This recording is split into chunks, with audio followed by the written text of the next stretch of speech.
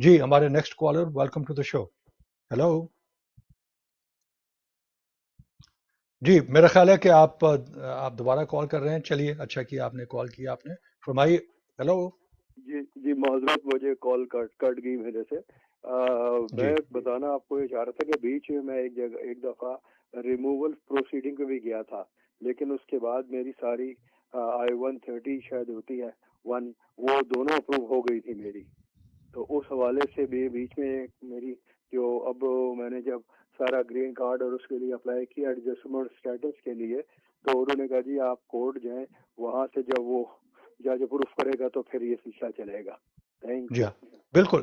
یہ انفارمیشن درست ہے، اور وہ یہ ہے کہ اگر آپ جج کے سامنے ریموول پروسیڈنگ میں ہیں، تو پھر جب تک جج جو ہے وہ کیس ٹرمینیٹ نہیں کرتا، اس سے مراد یہ ہے کہ جو ریموول پروسیڈنگ ہے اگر اسے وہ بند نہیں کرتا، اسے ختم نہیں کرتا، تو پھر امیگریشن سروس جو ہے آپ کا گرین کارڈ پروسیس نہیں کرے گی. تو یہ انفارمیشن درست ہے. تو جو بھی آپ کو ریپرزینٹ کر رہے ہیں، یقیناً کوئی لائر آپ کو ریپرزینٹ کر رہے ہوں گے، انہی کی وساست سے جو ہے آپ کا پورا زور اس بات پہ ہونا چاہیے کہ آپ کے خلاف جو ریموول پروسیڈنگ ہے اس کو ٹرمینیٹ کیا جائے، تاکہ گرین کارڈ آپ کا مزید پروسیس ہو سکے. اب یہاں پہ جو کوشچن ہے وہ تھوڑا سا آپ کا ریلیونٹ بن جاتا ہے. تو وہ آپ کا سوال میرا خیال ہے یہ ہے کہ کیا ان حالات کے اندر، پہلے تو یہ تھے کہ تھوڑی سی آسانی ہوتی تھی، نرمی ہوتی تھی، تو کیا اس وقت ایڈجسٹمنٹ آف اسٹیٹس آپ کے لیے آسان ہوگا یا نہیں ہوگا؟ تو اگین یہ آپ کی ہسٹری پہ ڈپینڈ کرتا ہے. اگر کسی قسم کی بھی اس میں جھول نہیں ہے، کوئی کنوکشن نہیں ہے، اس کے علاوہ جو ہے انکم ٹیکس ریٹرن آپ پے کرتے رہے ہیں، کوئی آپ نے وائلیشنز نہیں کی ہیں، تو پوری ایک لمبی تمہید ہے جس کی بنیاد کے اوپر دیکھا جا سکے گا کہ یہ پاسبل ہے یا نہیں ہے.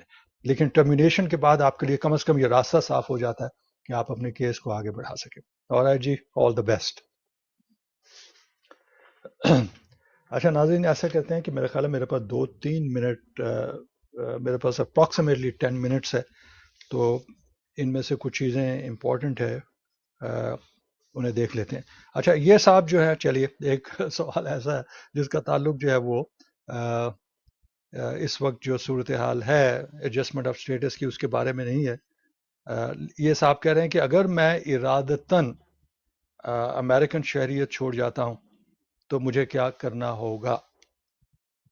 دیکھیے اتنی دیر سے ہم بحث کر رہے ہیں کہ کس طرح سے لوگوں کے گرین کارڈ کے رائٹس کو بچایا جا سکے، لیکن آپ بڑی دلیری کا ثبوت دے رہے ہیں اور آپ کہہ رہے ہیں کہ اگر میں ارادتاً یعنی انٹینشنلی امریکن سٹیزن چھوڑنا چاہوں تو مجھے کیا کرنا پڑے گا. اس میں دیکھیے دو طریقہ کار ہیں. ایک تو سب سے پہلے یہ دیکھا جاتا ہے کہ آپ نیچرل بورن سٹیزن ہیں، یعنی پیدائشی طور پہ آپ امریکن سٹیزن ہیں. اس سے اگین مراد یہ کہ آپ جب پیدا ہوئے تھے تو وہیں سے آپ کی امریکن سٹیزن شپ شروع ہو گئی تھی. آپ کو نیچرلائزیشن کے پروسیس سے نہیں گزرنا پڑا کہ جہاں پہ سب سے پہلے آپ کو گرین کارڈ حاصل کرنا پڑتا ہے، اس کے بعد پھر آپ نیچرلائزیشن کے ذریعے سے امریکن سٹیزن بن جاتے. تو دونوں صورتوں میں آپ کے لیے ایک خاص پروسیس ہوتا ہے جسے کہتے ہیں ریننسیشن. اس سے مراد یہ ہے کہ آپ امریکن سٹیزن شپ کو جو ہے خیر آباد کہنا چاہتے ہیں. اور یہ ذہن میں رکھیے کہ یہ جو ڈکلیریشن آف ریننسیشن ہے، کہ جو آپ کہہ رہے ہیں کہ جناب میں امریکن سٹیزن نہیں رہنا چاہتا، یہ بہت مختلف ہے ڈی نیچرلائزیشن کے پروسیس سے. آپ سن رہے ہوں گے ڈی نیچرلائزیشن سے مراد یہ ہے کہ یہاں پہ آپ ارادتاً والنٹیرلی جو ہے وہ اپنی سٹیزن شپ جو ہے وہ ختم نہیں کر رہے، بلکہ گورنمنٹ جو ہے وہ یہ کہہ رہی ہے کہ آپ یہاں پہ نیچرلائز سٹیزن بن گئے ہیں، اور گرین کارڈ تھا آپ کے پاس، اس کے بعد پھر آپ نے امریکن سٹیزن شپ لی ہے، لیکن آپ اس کے حقدار نہیں تھے ان وجوہات کی بنیاد پہ. اور چاہے اس میں کرائم ہے، اس میں فراڈ ہے، اس میں مس ریپرزنٹیشن ہے، اس میں اور مختلف قسم کی ہیوی قسم کی وائلیشنز ہیں، اس میں کسی ٹیررسٹ آرگنائزیشن کو سپورٹ کرنا ہے یا ڈونیشن دینی ہے وغیرہ وغیرہ، بڑی لمبی تمہید ہے. اگر وہ چیزیں موجود ہیں تو پھر گورنمنٹ جو پروسیس کرے گی اسے ڈی نیچرلائزیشن کہتے ہیں. آپ جس رخ پہ جانا چاہ رہے ہیں اس سے مراد یہ ہے کہ آپ امریکن سٹیزن شپ کو جو ہے وہ خیر آباد کہنا چاہتے ہیں. تو اس صورت میں آپ کے لیے اچھی خبر یہ بھی ہے کہ اب امریکن گورنمنٹ نے وہ لوگ کہ جو اپنی امریکن سٹیزنشپ جو ہے وہ واپس کرنا چاہ رہے ہیں یا ختم کروانا چاہ رہے ہیں، ان کے لیے فیس بھی کم کر دی. آپ سن کے حیران ہوں گے کہ اس کے لیے رینانسیشن پروسیس کے لیے جو ہے ایک فیس مقرر کی گئی تھی جو تقریباً میں خیال ہے 2300 یا 2400 کے قریب تھی. اب گورنمنٹ نے اسے ڈراپ کر کے $450 کر دیا. تو اگر آپ واقعی سنجیدہ ہیں آپ جلدی موو ہو سکتے ہیں. یہ صاحب امریکن سٹیزن ہے، گو کہ انہوں نے نہیں بتایا کہ وہ نیچرلائز سٹیزن ہے یا بائی برتھ سٹیزن ہے، لیکن وہ یہ کہہ رہے ہیں کہ میں سٹیزن شپ اپنی ختم کروانا چاہتا ہوں، امریکن سٹیزن شپ ختم کروانا چاہتا ہوں. اس کا پروسیس کیا ہے تو وہ میں پروسیس بیان کر رہا ہوں. بہت سی چیزیں میں نے کور کر لی ہیں، جو آخری چند چیزیں وہ میں آپ کو بتا دیتا ہوں. وہ یہ ہے کہ اس کے لیے آپ کو اوتھ آف رینانسیشن سے گزرنا پڑتا ہے، باقاعدہ آپ کو حلف دینا پڑتا ہے. اور اس حلف میں یہ آپ بتاتے ہیں کہ میں نے اس کے بارے میں ساری میرے پاس معلومات موجود ہیں اور کوئی شخص مجھے جبر کے ذریعے سے امریکن سٹیزن شپ جو ہے وہ ڈراپ کرنے کے لیے نہیں کہہ رہا، اور اس میں جو بھی ریکوائرمنٹ ہے وہ میں پوری کر رہا ہوں.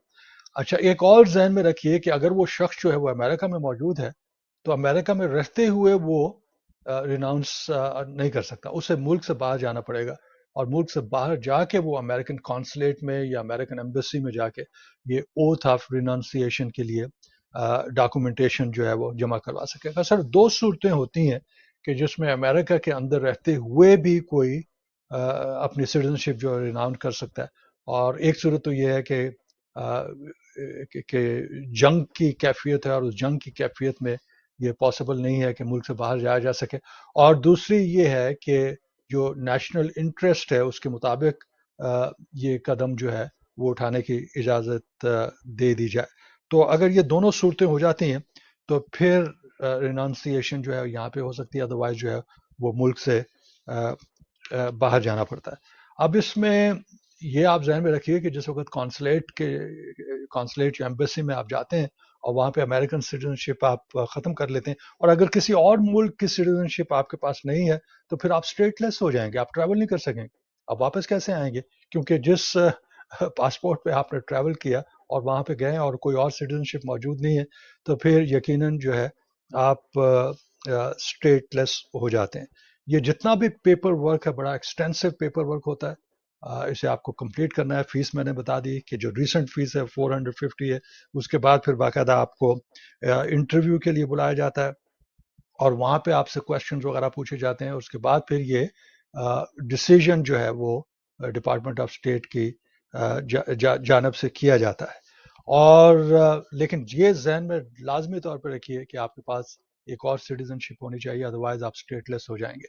اب یہاں پہ جس وقت یہ میں بات کر رہا ہوں تو ڈوئل سٹیزن شپ کا پروسیس بھی جو ہے وہ سامنے آ جاتا ہے، کیونکہ بہت سے لوگ یہ معلوم کرنا چاہ رہے ہیں کہ جناب لیٹس سے کہ میں امریکن سٹیزن ہوں، اس کے بعد پھر میں نے پاکستان بائی برتھ جو ہے میری نیچرل بورن سٹیزن شپ جو ہے وہ پاکستان کی ہے، اور یہاں پہ میں نے آ کے امریکن سٹیزن شپ جو ہے وہ حاصل کی ہے. تو یہ جو ڈوئل سٹیزن شپ ہے اس کے لیے یہ صاحب کہہ رہے ہیں کہ میں نے خاصی ریسرچ کی ہے لیکن مجھے اس کے بارے میں کوئی قانون کہیں پہ لکھا ہوا نظر نہیں آیا. دیکھیں، قانون آپ کو لکھا ہوا اس لیے نظر نہیں آیا کہ اس کی بنیاد جو ہے وہ سپریم کورٹ کے ڈیسیجن تھے. سپریم کورٹ کے ڈیسیجنز میں یہ کہا گیا تھا کہ ایز لانگ ایز آپ کا اپنا نیٹو کنٹری جو ہے اگر اس کے بارے میں اعتراض نہیں کرتا تو پھر امریکن گورنمنٹ جو ہے وہ آپ کو ڈوئل سٹیزن شپ رکھنے کی اجازت دے دے گی، اور یہاں پہ ڈوئل سٹیزن دوسری سٹیزن شپ جو ہے امریکہ کی ہے آپ حاصل کر سکیں گے.